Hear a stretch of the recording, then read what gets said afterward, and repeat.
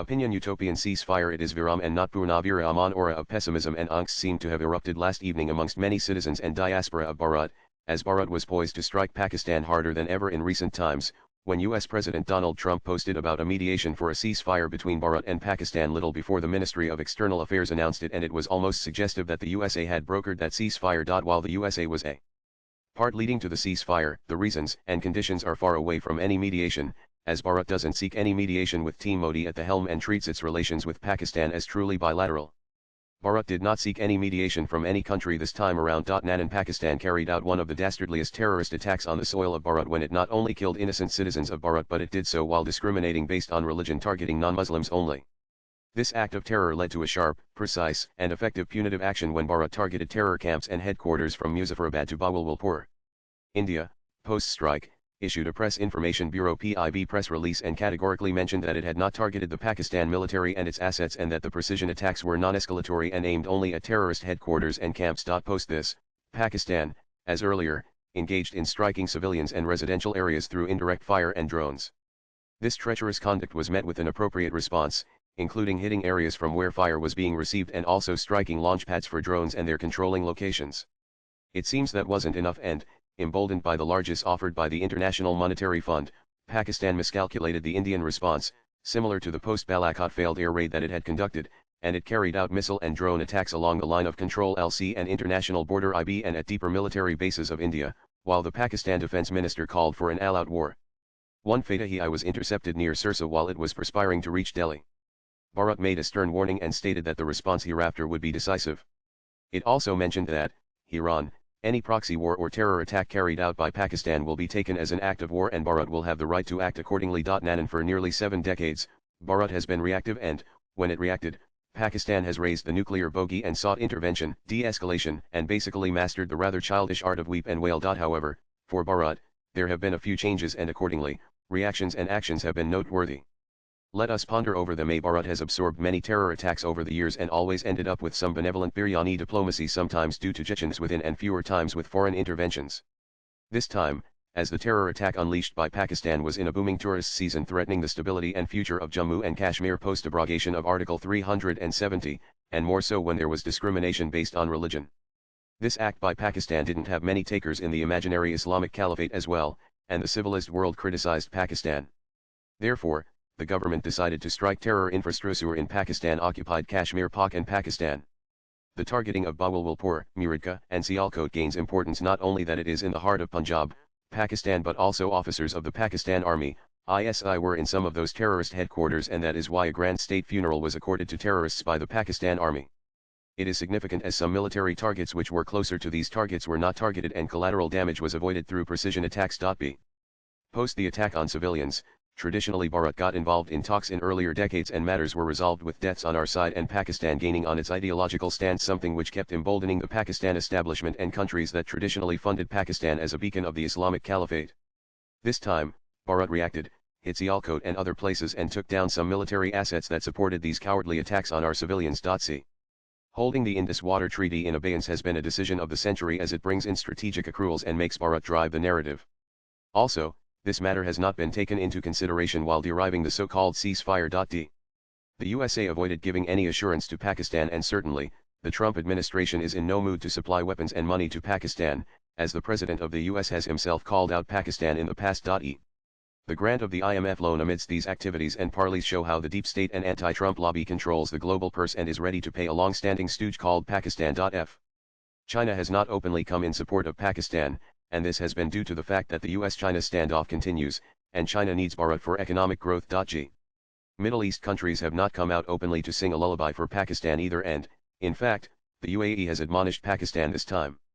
All this and more behind cameras, showcases the geopolitical might of a Bharat which is rising economically. Nanan when in the past did a ceasefire stand the test of time, and for how long? Well, for some years previously, but never in the recent past, and especially as Bharat has announced that it will not talk to Pakistan if it promotes terrorism as part of its statecraft and geopolitics. When the ceasefire was announced by Mr. Trump from across the Atlantic, one had a feeling that the word mediation was incorrect as Bharat never sought it.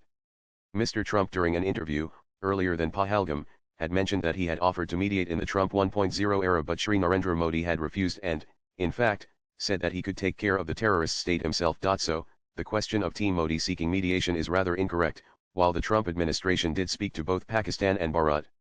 Who approached Team Trump Pakistan or Bharat? Well, Team Trump approached Bharat and later spoke to the Prime Minister of Pakistan, and then they were forced to speak to Asim Munir, who was categorically told by the Trump administration that Pakistan will not be given money or munitions or allowed to fire a nuke, and that, coupled with the posturing of the aircraft carrier group of Bharat and intention made clear by integrated defense staff during a press briefing, made Munir weep and agree to go for a stoppage of fire in the total interest of Pakistan's survival.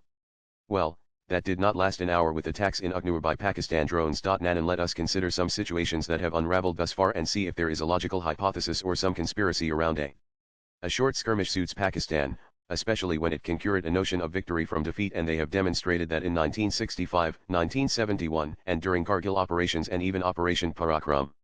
So this time too, it expected Bharat to start some ground operations and also mobilize its own forces along the border accordingly, but Bharat called its bluff. B. Pakistan has an ideological mindset that will always be against the homogeneity of Bharat, and we must address and attack that ideological growth. That, as such, is a long-drawn battle and cannot be ended with hitting a few terror camps and eliminating some terrorists. Therefore, mere precision attacks can only be a signaling but never a long-lasting peace solution. C. How is it that Pakistan, a failed state, a terrorist state and a state which has initiated a terror attack and wants to draw Bharat into a skirmish, is granted a loan by the IMF? One must appreciate that Team Trump doesn't enjoy favor from the IMF, and deep state and opponents of Mr. Trump control the IMF, and, as such, Pakistan knows that and is emboldened to carry out these terrorist attacks in spite of ample evidence and reports that Pakistan misuses these funds for terrorism. The American Enterprise Institute and also Transparency International have come out with adverse reports, and yet the IMF turned a blind eye, and an irrational Pakistan thought that it had money in the bag to carry out attacks on military targets in Bharat and launch a Fatah-e which couldn't even reach its intended target. D. Each time and without exception, Pakistan carries out terror attacks and eventually indulges in saber-rattling. Well, this time, and like during the Balakot strike scenario, Bharat called out the bluff, and, when attacks were launched on our military assets, the response to target military assets of Pakistan was overwhelming for Pakistan, and that made Munir shiver and agree to a Trump trance. There is a pertinent conspiracy theory that from where Pakistan is gaining the strength and support to do what it is doing today. For one, Munir is under pressure to perform since his ranting earlier in April, where he preached in a religious backdrop, and eventually a terrorist attack in Pahalgam was carried out. Another thought revolves around Turkey, Iran, China, etc., and that is also much pedestrian to consider, except for China, which has condemned the Pahalgam terrorist attack, and there seems a scope for some reconciliations. Yet another thought which comes to mind is that there could be a powerful country or deep state which doesn't want Bharat to progress at the rate it is, and therefore is using Pakistan as a proxy against the interests of Bharat. Nanan, Bharat has been, for long, drawn into this abyss of terrorism which Pakistan has curated and harmed Bharat. We have had spates of war, acts of terrorism and border skirmishes with long periods of cross-border firing and even some spurts of beheading of our soldiers. For most of the last few decades, we have let off Pakistan without paying due price. Post a spectacular victory in 1971, we returned vast tracts of land and compromised our defensive positions while giving away back captured territories which would have today accorded a line of sight into key terrain and terror camps. One such example has been Hajipur Pass, something which should eventually be taken back. Nanan. Escalate. B. Deceive along the border and fool the world. C. Deny its actions along and across the LC and IBD. Play to galleries within Pakistan with effective propaganda. E. Attack Indian civilians and military installations and assets. F. Indicate and amplify retaliations by Bharat as a violation of the ceasefire. G. Nuke itself eventually with the thought to nuke Bharat. It is time to reconsider the following and also showcase Bharat as a decisive and no-nonsense nation. A.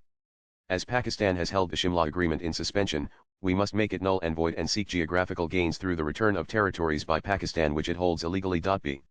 The Indus Water Treaty, which is currently held in abeyance, should eventually be made null and void so that not only water security of Bharat is guaranteed but Pakistan doesn't get undue advantage of our waters. C.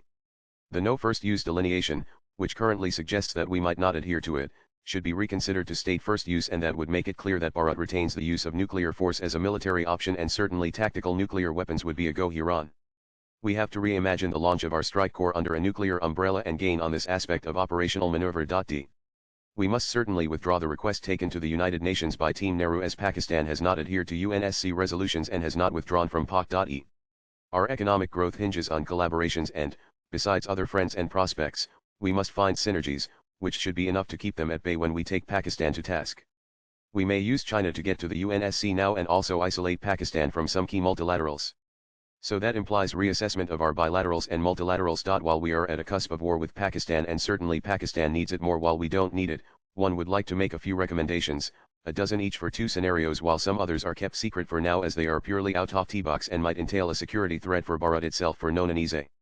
Aggressively posture that aircraft carrier group and invest in Karachi, primarily using the Indian Navy in an Indian Air Force IAF.B. Assist Baluchistan and get international focus on the freedom struggle of Baluchistan and others in Khyber Pakhtunkhwa. Beyond moral support and garnering international attention, indirectly help with weapons, clothing, gear, and more. A Purulia drop can happen with ease. C. 8 Afghanistan.D. Unleash perception warfare and attempt to divert the ire of common Pakistanis towards their leadership. E. Keep the LC lit up and conduct transborder operations to demoralize the Pakistan Army. F. Seek stoppage on IMF lending and by any other country. Seek economic sanctions. G. Ask Quad and therein USA and Japan to keep China focused in the South China Sea and thereabouts, while Bharat dominates the Arabian Sea. H. Open the LC and execute plans to capture key terrain and dominating heights which eventually make our defensive posture stronger and the lives of civilians living below safer. I. Strike command and control C2 centers, air bases and air defense assets, ammunition and fuel depots, ports, strategic assets, etc. and also key choke points that enable strikes by Baluchis, Afghanis and others. J. Saber sounding while retaining the opportunity and capability to strike first through a tactical mission. K. Track social media and other forms of communication and prepare a list of the anti-India cabal within and abroad. Shortlist and take actions. L. Create a perception management warriors team with veterans and others, including cyber experts, to tackle ongoing perception warfare and ideological warfare unleashed by Pakistan. Nanane. Keep the LC lit up. B. Enable political eliminations of leadership, both political and military. C. 8 Afghanistan.D. Unleash perception warfare and attempt to divert the ire of common Pakistanis towards their leadership. E.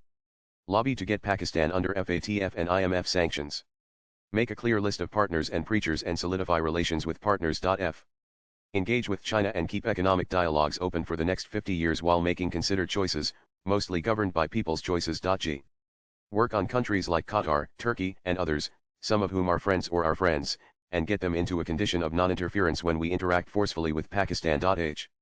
Build a better team for perception warfare for next time and keep this team engaged 24x7x365 to serve national interests. Coordination between media agencies is vital as a part of routine interaction and training for the future. I. Nibble territory along the LC and improve the defensive posture. J. Continuously drain military capacities of Pakistan by always keeping the LC alive, with minimum expenses. K. Focus relentlessly on the eco-geopolitical isolation of Pakistan and ensure the weakening of its military. L.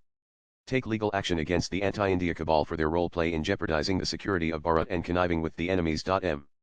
Retain the perception management warriors team with veterans and others, including cyber experts, to tackle ongoing perception warfare and ideological warfare unleashed by Pakistan. In any of the scenarios, we ought to seize the initiative and break into the observe orient decide act OODA loop and control the OODA cycle while retaining the momentum and aim at all times. And while much needs to do and will be done, I would personally urge every media person, Cabinet Committee on Security CCS, military young officer Hiran and current cadre, and citizens to take a soft copy and read the Quranic concept of war written by Brigadier S.K. Malik under the tutelage of then General Zia-ul-Haq. A reader will get insights as to how Pakistan is ideologically indoctrinated, how its military leaders are trained and how the Islamist ideology creates hate for humanity in the false name of Allah. This book must be taught in the National Defense Academy and other training academies of the 3 services. And Pakistan has walked the talk always and never disappointed our assessment, as it has been treacherous, harbored and trained terrorists, hit civilian targets, carried out genocide in its own territories and built paid propagandists across the globe, misinformed information with the notion of victory in the name of Allah always and every time, gone near bankrupt many times, been on terror lists and much more. On the other hand, Bharat for years has absorbed the terrorism emanating from Pakistan and not done much, and that seems rather consistent till recently since the last decade. Bharat has walked the talk in not speaking to Pakistan so long as it is a terrorism sponsor and not allowed any interference from anyone else. However, have we really walked through the talk? Have we seized opportunities and made Pakistan pay enough? Have we addressed the epic entree of terrorism? Have we even struck the center of gravity within ideological domains of Pakistan? Swipe left for next video. We need to be more of a powerful nation, and we must. Jai Hind. Colonel Rohit Dev, a second-generation army officer, is an adjunct professor at the Rashtriya Yuraksha University, a geopolitical analyst and a primetime TV personality. Views expressed in the above piece are personal and solely those of the author. They do not necessarily reflect News 18's views. Latest blogs